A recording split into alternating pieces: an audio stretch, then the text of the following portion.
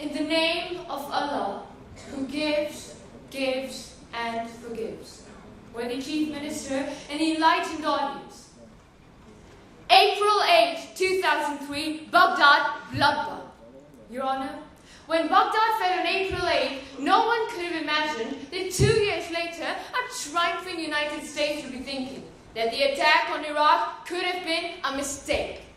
When, on May 1st, 2003, President Bush announced that the war had been practically won, none of his countrymen could have even imagined that after 2 years, he'd be troubled by the continuing conflict in Iraq. Today, worthy President, the world's most powerful country, America, is caught between the devil and the deep sea. Senior elements in the US administration are wondering whether or not it's time to get out of Afghanistan. How appropriate to say it.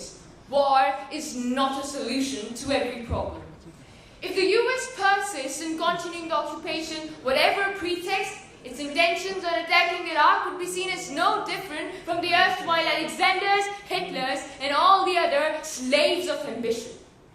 Worthy President, we need not read the panegyrics of war. Have you ever tasted the venom of war or heard the discordant noises of war? Have you ever seen the accursed instruments of war or visualized the catastrophe of war? War is definitely not a solution to every problem. Thomas Jefferson is right when he says, the most successful war seldom pays for its losses.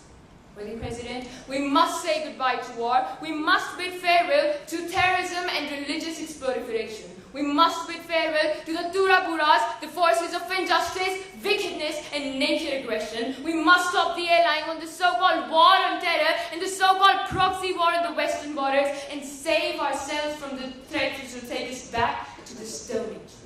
Worthy President and the enlightened audience, it hurts me.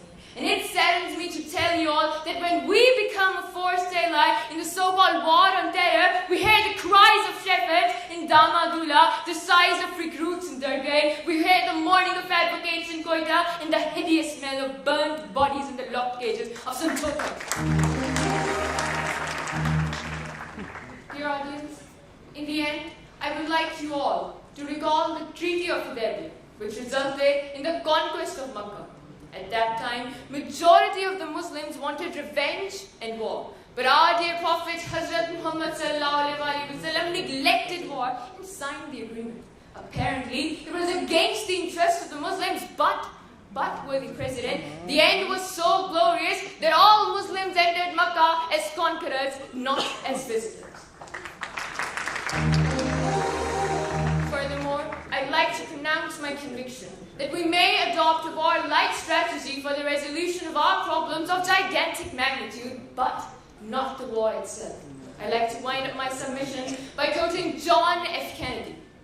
Mankind must put an end to war before war puts an end to this mankind. Thank you very much, everyone.